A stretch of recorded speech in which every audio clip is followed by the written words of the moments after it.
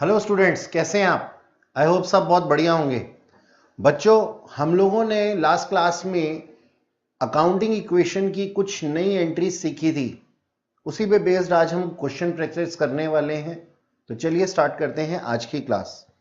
आज की क्लास का जो क्वेश्चन है वो क्वेश्चन है 8th क्वेश्चन। आप लोगों की बुक टीएस गिरेवाल का ही क्वेश्चन है ये, क्वेश्चन नंबर 8 अनसॉल्व्ड। मैं पहले आप लोगों के साथ में क्वेश्चन डिस्कस करता हूं और उसके बाद में हम इसका सॉल्यूशन देखेंगे। देखिएगा, यहां सबसे पहले मेरे को इसको जूम इन करना होगा ताकि आप लोगों को ये क्वेश्चन बिल्कुल क्लियरली दिखाई दे। जी हाँ, ये आपकी स्क्रीन पे ठीक है। चलो बच्चों, पढ़ते हैं अपना क्वेश्चन। देखो क्या लिखा हुआ है। लिखा हुआ है develop and accounting equation from the following transaction. Transaction किस तरीके से दी हुई है, ये लिखी हुई है transactions. Mohan commences business with cash. Mohan ने बिजनेस शुरू किया कैश से। कितना? 50,000। अब इस चीज का क्या फर्क पड़ेगा? एक तो कैपिटल इंक्रीज हो जाएगी और दूसरी तरफ से एसेट में कैश इंक्रीज हो जाएगा। फिर कहते हैं परचेज गुड्स फॉर कैश। तो एक तरफ से कैश कम हो जाएगा और दूसरी तरफ से स्टॉक बढ़ जाएगा। Purchase on credit, purchase goods on credit. तो अब क्या हो जाएगा, हमने उधार पे सामान लिया है, गुड्स बढ़ जाएंगी और दूसरी तरफ हमारे पास में जिनको हमने पैसे देने हैं वो लोग भी बढ़ जाएंगे।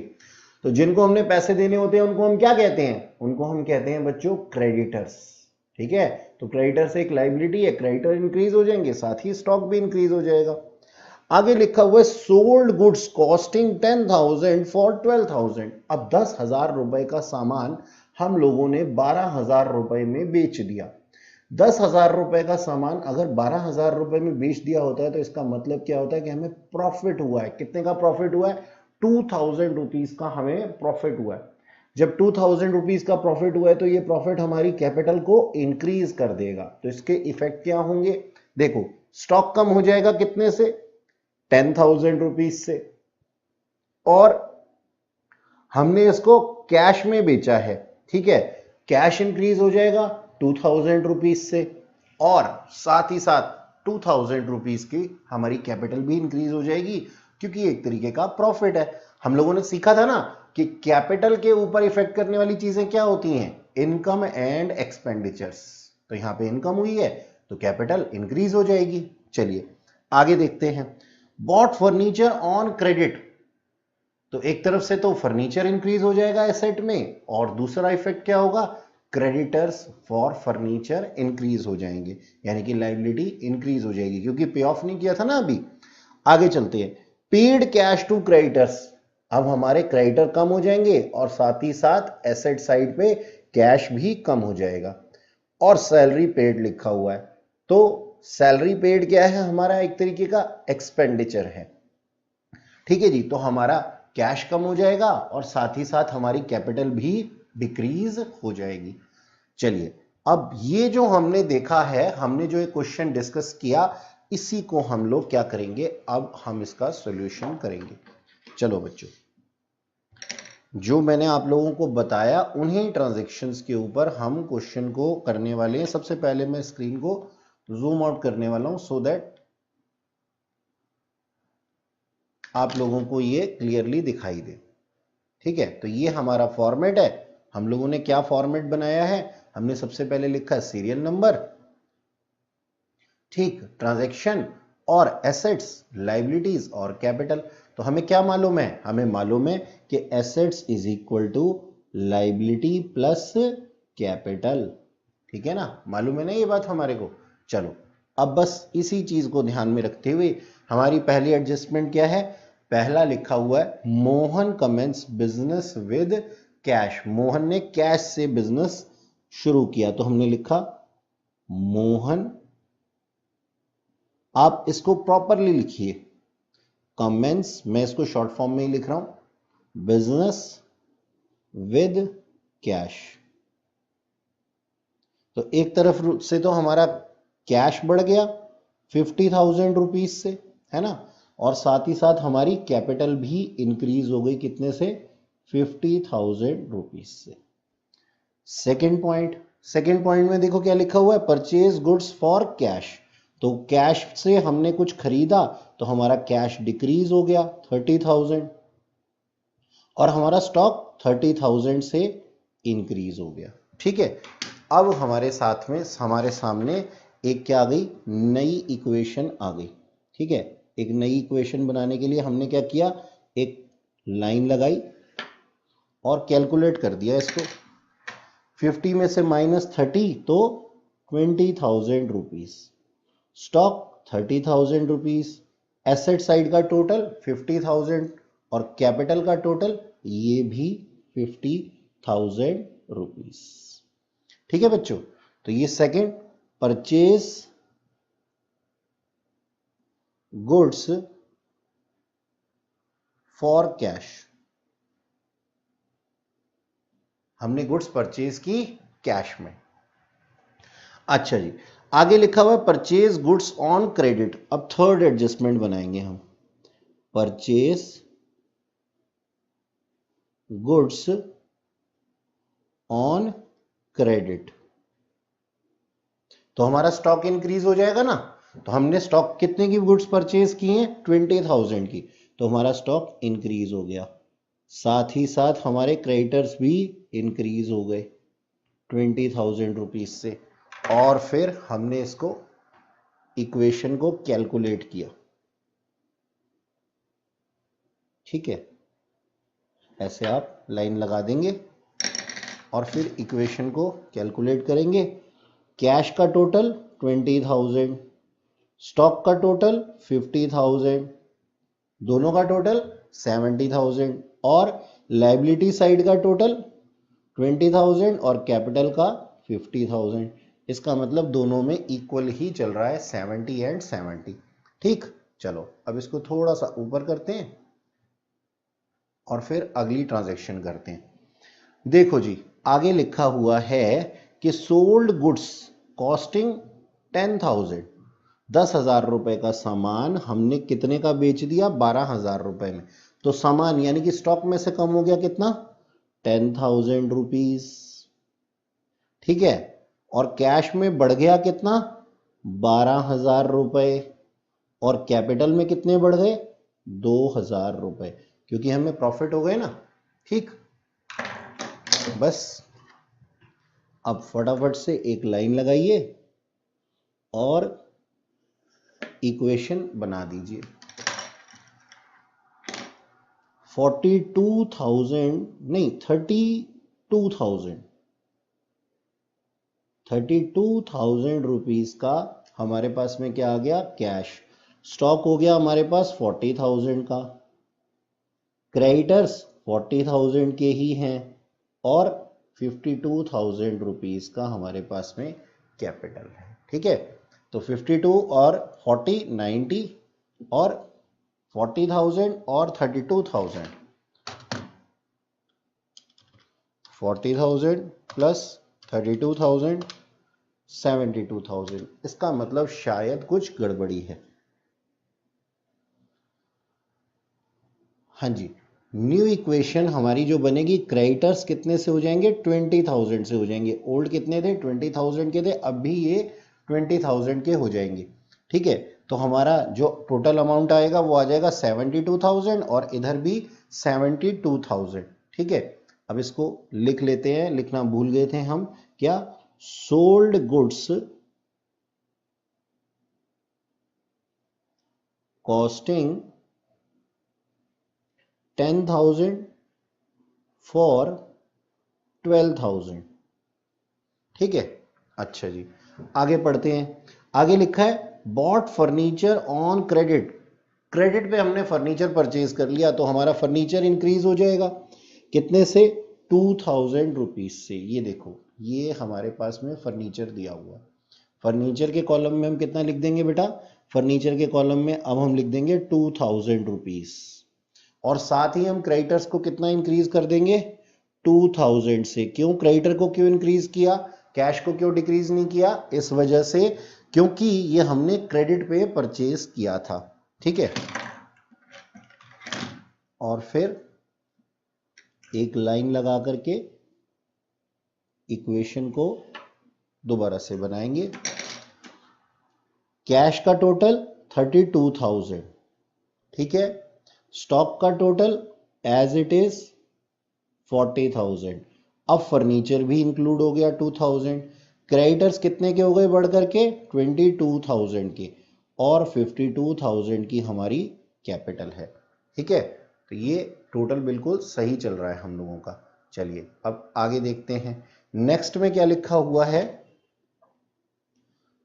नेक्स्ट में लिखा हुआ है बॉट फर्नीचर ऑन क्रेडिट, ये हमने कर लिया, ये हमारी 5th एंट्री थी, बॉट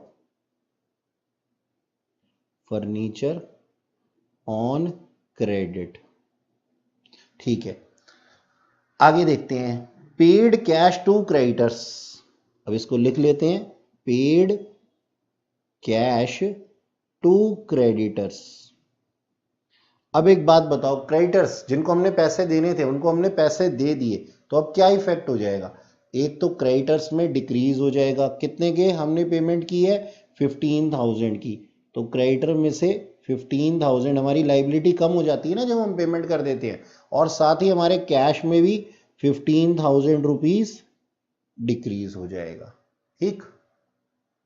और फिर से वही एक लाइन लगा करके हम क्या करेंगे, एक नई इक्वेशन की फॉर्मेशन करेंगे, ठीक है।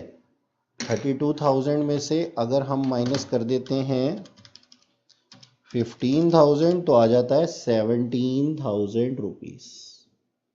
स्टॉक एज इट इज 40,000 है, फर्नीचर 2,000 है, और 22,000 के क्रेडिटर्स में से 15,000 के क्रेडिटर कम हो जाएंगे, तो 7,000 रुपीज के क्रेडिटर हो जाएंगे, और कैपिटल 52,000 ही रहेगी, ठीक है। ये हमारा क्रेडिटर की पेमेंट करने के बाद की सिचुएशन है। अब next 7th entry. 7th entry में देखो क्या लिखा है। 7th एंट्री में लिखा है सैलरी पेड। अब हमने सैलरी की पेमेंट कर दी, ठीक है, सैलरी की पेमेंट कर दी, तो हमारा कैश डिक्रीज हो गया होगा, ठीक है ना, और साथ ही क्योंकि ये एक्सपेंडिचर है तो कैपिटल भी कम हो गई होगी। तो देखो पेमेंट ऑफ सैलरी ऐसा हमने लिखा, स्टाफ को ही पेमेंट की होगी हमने। तो देखो ये जो कैश का कॉलम है ना, ये कैश के कॉलम में से मैं माइनस कर देता हूं कितना 1,000 रुपीज, और जो कैपिटल का कॉलम है ना, इस कैपिटल के कॉलम में से भी मैं माइनस कर देता हूं 1,000 रुपीज, ठीक है। और फिर एक नई इक्वेशन की फॉर्मेशन हम लोग करेंगे।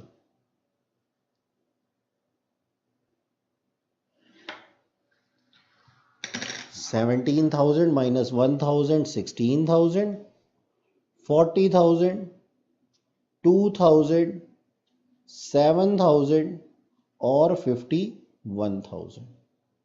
चलो एक बारी चेक कर लेते हैं इसको। हमारे एसेट्स का टोटल, ये रहे हमारे सारे एसेट्स, 16,000 प्लस 40,000 प्लस 2,000, तो एसेट्स का टोटल हुआ 58,000, और कैपिटल और लाइबिलिटीज का टोटल 58,000 ही बन रहा है, यानी कि हमारी बिल्कुल सही कैलकुलेशन है, ठीक है।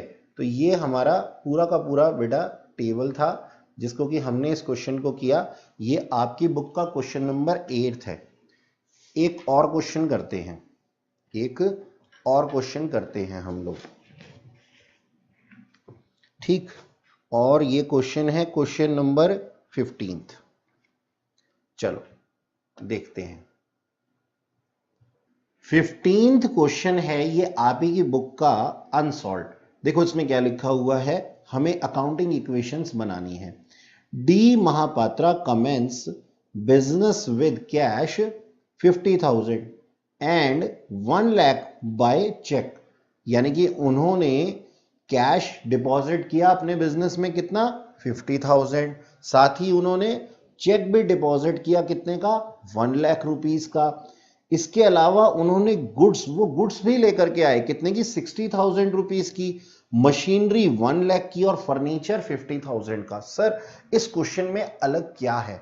इस क्वेश्चन में ढेर सारी कैपिटल इन्वेस्ट की गई है, यानी कि इन्वेस्टमेंट जो कैपिटल के अंदर की गई है वो बहुत सारे तरीकों से की गई है। उन्होंने ना केवल कैश डाला है बल्कि बैंक को भी भर दिया है, साथ में गुड्स, मशीनरी, फर्नीचर, जाने क्या क्या वो ले आए हैं।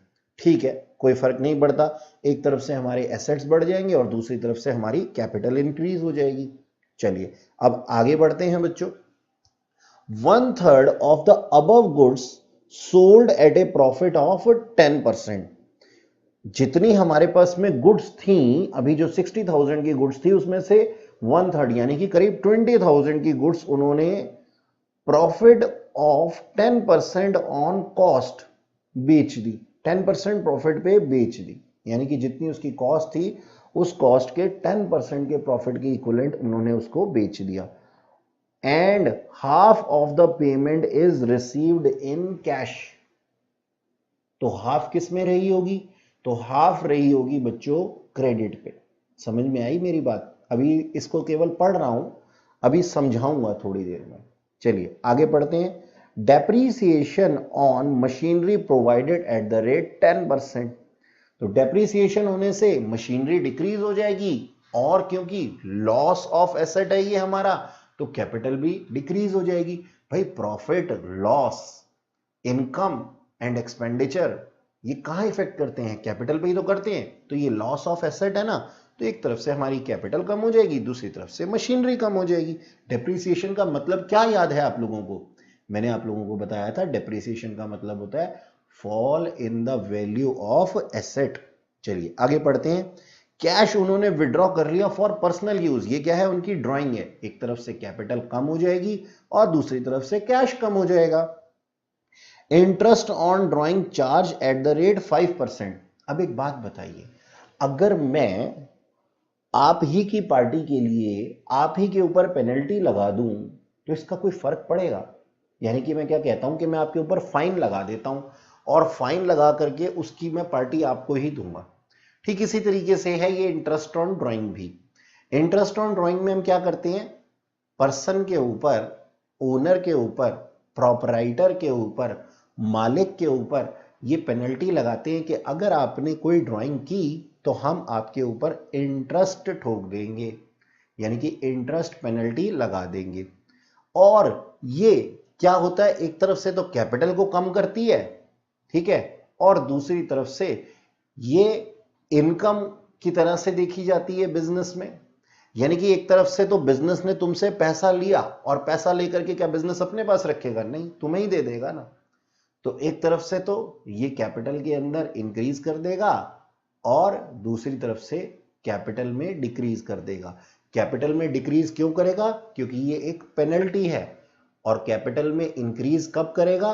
क्योंकि ये बिजनेस की एक इनकम है और बिजनेस अपने पास इनकम नहीं रखता, वो किसके पास दे देता है? वापस प्रोपराइटर को ही दे देता है। खैर आगे चलते हैं। Goods sold to Gupta for ₹10,000। सबसे पहले तो ये देखिए कि ये गुप्ता है कौन? ये गुप्ता हमारा डेटर है, क्योंकि हमें इससे पैसे लेने हैं। Goods sold to Gupta for 10,000 and receive a bill receivable for the same amount. उनसे हमने बिल रिसीवेबल ले लिया, ठीक है। यानी कि गुप्ता को जो हमने सेल की थी चीजें, उसको हमने डेटर के वे में इंक्रीज नहीं किया। याद है मैंने आप लोगों को टर्मिनोलॉजीज में पढ़ाया था, मैंने आप लोगों को बताया था, क्या बताया था? एक बार फिर से रिवाइज करवा देता हूं। ये दो तरीके से काम होता है जब मैं सेल क्रेडिट पे करता हूं। मैंने आपको कोई सामान दिया, बेचा, तो या तो मैं आपके ऊपर विश्वास कर लेता हूं और विश्वास करता हूं तो आप मेरे क्या हो जाते हैं? डेटर। और अगर आपने उस विश्वास को मुझे लिखित तौर पे दे दिया तो उसको हम कहते हैं बिल रिसीवेबल, ठीक है। अगर आपने मुझे सिर्फ भरोसा दिया तो आप मेरे डेटर हैं, ठीक है। और अगर आपने मेरे को लिखित में भरोसा दिया, यानी कि एग्रीमेंट पे लिख करके दिया, तो उस केस में आपने मुझे बिल रिसीवेबल दे दिए, ठीक है। तो इससे मेरा बिल रिसीवेबल बढ़ जाएगा। चलिए तो एक तरफ से बिल रिसीवेबल बढ़ जाएगा और दूसरी तरफ से गुड्स कम हो जाएंगी। आगे बढ़ते हैं। Receive ₹10,000 from Gupta against bill receivable. अब क्या होगा, बिल रिसीवेबल कम हो जाएंगे क्योंकि उन्होंने जो मुझसे एग्रीमेंट किया था उसको उन्होंने पे किया है। अब देखिए एग्रीमेंट कितने का किया गया था, 10,000 का, और रिसीव भी अमाउंट 10,000 ही हुआ है। तो नेक्स्ट केस में क्या होगा, बिल रिसीवेबल घट जाएंगे और कैश बढ़ जाएगा। ठीक है, चलिए अब इस क्वेश्चन को हम क्या करते हैं, इस क्वेश्चन को हम लोग ऑन पेपर करते हैं। ठीक है, ये आपका लास्ट था और अब मैं इस क्वेश्चन को आप लोगों के साथ सॉल्व करने वाला हूं।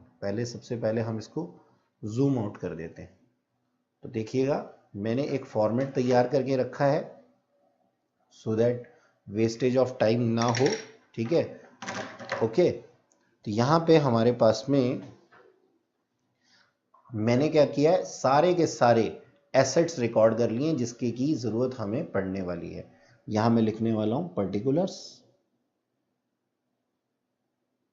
और ये सीरियल नंबर। ठीक, चलिए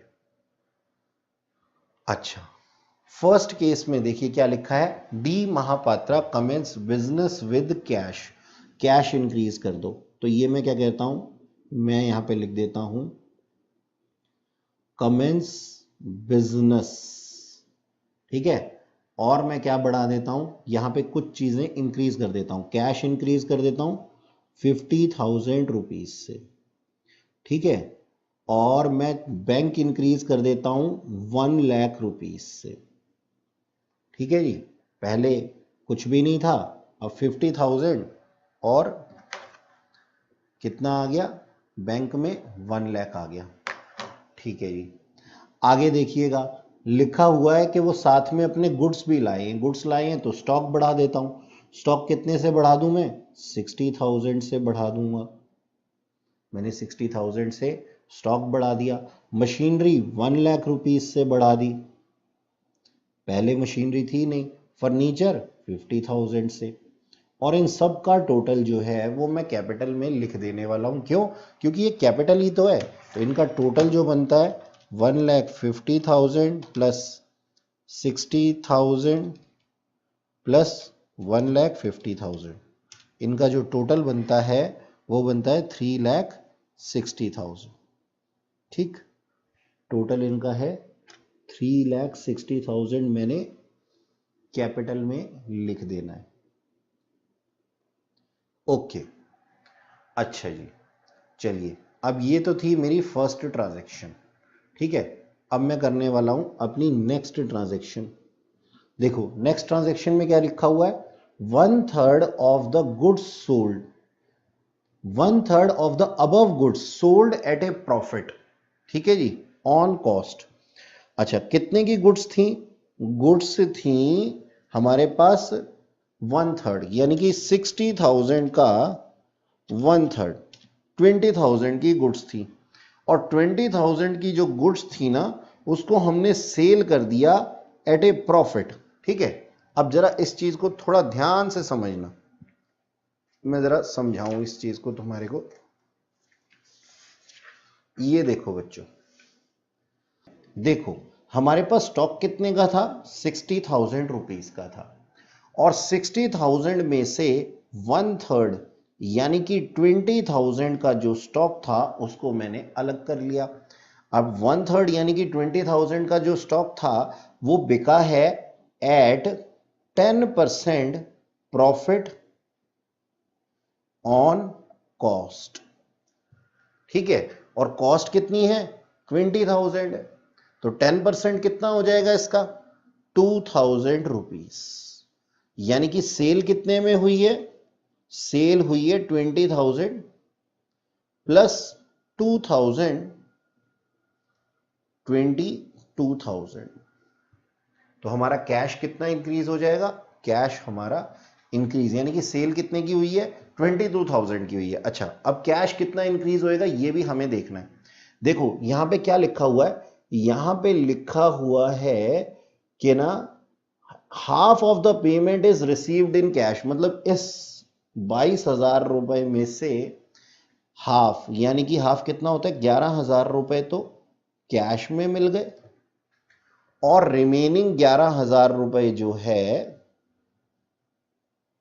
वो क्रेडिट पे बिका है। ये क्रेडिट सेल है हमारी, ठीक है। तो क्रेडिट सेल से हमारे क्या इंक्रीज हो जाएंगे, डेटर्स इंक्रीज हो जाएंगे, ठीक है। तो अब इसका इफेक्ट क्या होगा कि हमारा स्टॉक, देखो ये टोटल है हमारे पास में, ये जो हमने किया है, क्या इफेक्ट होगा अब इसका, स्टॉक डिक्रीज हो जाएगा कितने से, 20,000 से। प्रॉफिट कितना है, 2,000 रुपीज है। कैश कितना बढ़ जाएगा, कैश बढ़ जाएगा 11,000 रुपीज से, ठीक है। और डेटर्स वो कितने से बढ़ जाएंगे, डेटर्स बढ़ जाएंगे 11,000 रुपीज, ठीक है। इस तरीके से होगा। अच्छा, ये प्रॉफिट कहां जाने वाला है, ये कैपिटल में जाने वाला है, ये कैपिटल में जाने वाला है। तो ये पूरा का पूरा सेकंड पॉइंट के अंदर काम होने वाला है। चलो अब मैं क्या करता हूं, यहां पे जो मैंने लिखा था उसी चीजों को मैं करने वाला हूं। तो कैपिटल को मैं इंक्रीज कर देता हूं सबसे पहले कितने से, 2,000 रुपीज से, ठीक है सर। और मैं यहां पे कैश में इंक्रीज कर देता हूं कितना, 11,000 रुपीज, ठीक। प्रॉफिट इंक्रीज कर दिया मैंने, कैश इंक्रीज कर दिया मैंने, डेटर्स इंक्रीज कर दिए 11,000 रुपीज, और स्टॉक डिक्रीज कर दूंगा कितने का, 20,000 रुपीज का, ठीक। अच्छा जी, अब मेरी न्यू इक्वेशन सामने आएगी, है ना। हाँ जी सर। तो 50,000 माइनस 11,000, 39,000। बैंक 10,000, नहीं माइनस नहीं प्लस करना था, देखो गलती कर दी ना, ये 61,000 हो जाएगा बच्चों। 50 प्लस 11, 61,000, ओके। 60,000 माइनस 20,000, 40,000 आ जाएगा, ठीक है। मशीनरी एज इट इज बनी रहेगी 1 lakh, furniture as it is बना रहेगा 50,000, डेटर्स 11,000, और बीआर का अभी तक कोई लेना देना नहीं है। कैपिटल हमारी कितनी है, कैपिटल हो गई हमारी 3,62,000। चलिए, और यहां पे हम पूरी की पूरी नरेशन लिख देंगे, ठीक है। अच्छा, थर्ड पॉइंट में देखो क्या लिखा है बच्चों, थर्ड पॉइंट में लिखा है depreciation on machinery at the rate 10%। तो मशीनरी की वैल्यू कितनी थी, 1 लाख थी, 10% कितना हुआ, 10,000 माइनस कर देंगे। और सिमिलरली कैपिटल में से कितना रिड्यूस हो जाएगा, क्योंकि लॉस हुआ है ना, तो 10,000 कैपिटल भी रिड्यूस हो जाएगा। और फिर इसके बाद में हम एक लाइन लगा देंगे,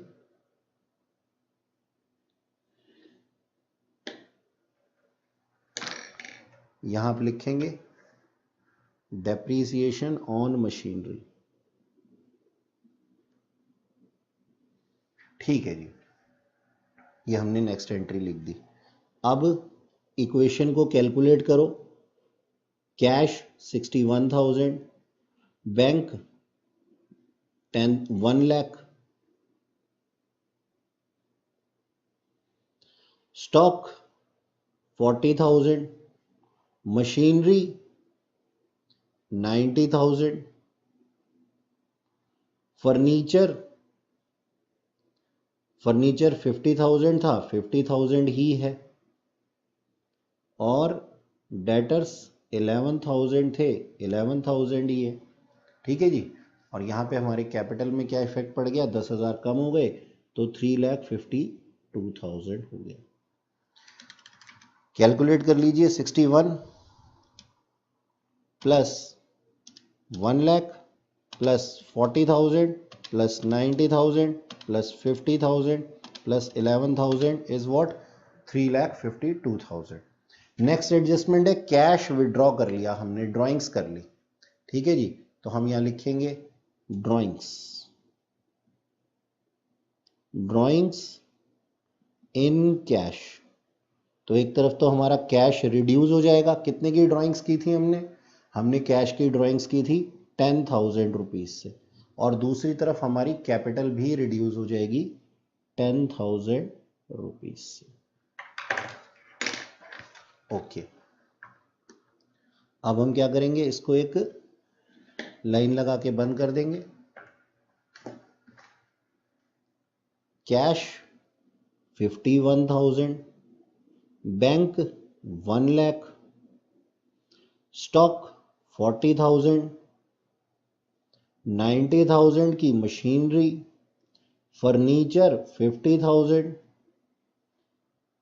डेटर्स 11,000 और कैपिटल 3,42,000। ठीक है, अच्छा जी, आगे चलते। आगे क्या लिखा हुआ है, आगे लिखा हुआ है interest on drawing at the rate 5%, interest on drawing. तो हम ये इसको 5th पॉइंट बनाते हैं, इंटरेस्ट ऑन ड्राइंग्स। और ये किसी पे इफेक्ट नहीं करेगी, सिर्फ कैपिटल के ऊपर इफेक्ट करेगी। ठीक है, तो कैपिटल में इंक्रीज भी हो जाएगा 500 और डिक्रीज भी हो जाएगा 500, पहले डिक्रीज और बाद में इंक्रीज, 500 का इंक्रीज और 500 का डिक्रीज, और इससे हमारा कोई भी ज़्यादा इफेक्ट नहीं पड़ेगा। लेकिन हमारे को कैलकुलेशन तो करनी ही पड़ेगी नई इक्वेशन की। तो आप देख सकते हैं जो भी इंक्रीज या डिक्रीज हुआ था कैपिटल के अंदर, उससे कोई इफेक्ट ही नहीं पड़ा। 3,42,000 का 3,42,000 ही आ गया, और रिमेनिंग सारे बैलेंसेस भी एज यूजुअल रहेंगे। 51,000, 1 लाख, 40,000, 90,000, 50,000 और 11,000। ठीक है जी, ये हमारे इंटरेस्ट ऑन ड्राइंग के बाद की थी। अब लिखा है sold, goods sold to Gupta for 10,000 and receive B R. हमने सेल की, ठीक है जी, और वो हमारे डेटर बन गए थे, लेकिन वो डेटर नहीं रहे, वो क्या हो गए, हमारे बिल रिसीवेबल बन गए, क्योंकि उन्होंने लिखित में हमारे को विश्वास दिया है। तो हमारे बीआर कितने के, 10,000 से हमारे बीआर बढ़ जाएंगे, और दूसरी तरफ स्टॉक डिक्रीज हो जाएगा 10,000 रुपीज से। ठीक है, अब बस करना क्या है, कैलकुलेशन करनी।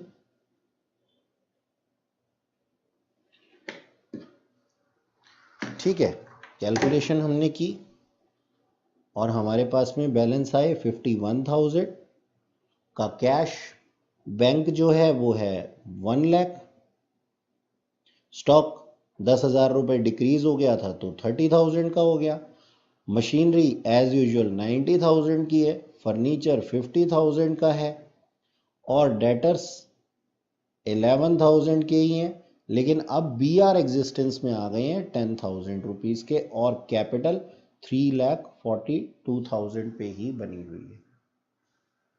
ठीक है, ये देखो, ये हमारी इक्वेशन। चलो जी, अब देखते हैं अपनी अगली last entry, receive ₹10,000 from Gupta against bill receivable. तो अब क्या हो जाएगा, अब हमारा कैश इंक्रीज हो जाएगा। ठीक है, ये देखो एसेट्स के अंदर क्या कैश का कॉलम है, ये कैश का कॉलम, कैश 10,000 से बढ़ जाएगा और बी आर 10,000 से कम हो जाएगा। ठीक है, अलग से लिख देता हूं मैं 10,000। अच्छा जी, और हम इसको लिखेंगे कलेक्शन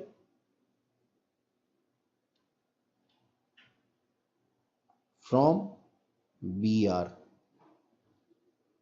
नेक्स्ट एंट्री।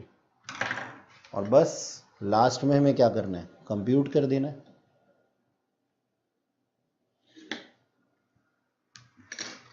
ठीक है जी, ये देखो, ये हमारी सारी की सारी कैलकुलेशन हमने जो की है, हमने कलेक्ट किया तो ये 61,000 हो गया। Bank as it is 1 lakh, stock 30,000, machinery 90,000, furniture 50,000, debtors 11,000 और बीआर हो गए हमारे नील। ठीक है, कैपिटल पे क्या इफेक्ट पड़ा? कैपिटल पे तो कोई इफेक्ट नहीं पड़ा, तो वो 3,42,000 ही रहेगी। ठीक है जी, तो ये था हमारा पूरा का पूरा क्वेश्चन। आप लास्ट में इसको क्रॉस वेरीफाई कर लीजिए। देखिए कैपिटल तो हमारी 3,42,000 ही है, कैपिटल हमारी 3,42,000 है। चलो अब इन सब का टोटल कैलकुलेट कर लेते हैं। 61,000 plus 1 lakh plus 30,000 plus 90,000 plus 50,000 plus 11,000, तो ये आ रहा है 3,42,000, यानी कि ये बिल्कुल सही है। तो बच्चों आज के लिए इतना ही, नेक्स्ट क्लास में आगे कंटिन्यू करेंगे। Till then bye bye.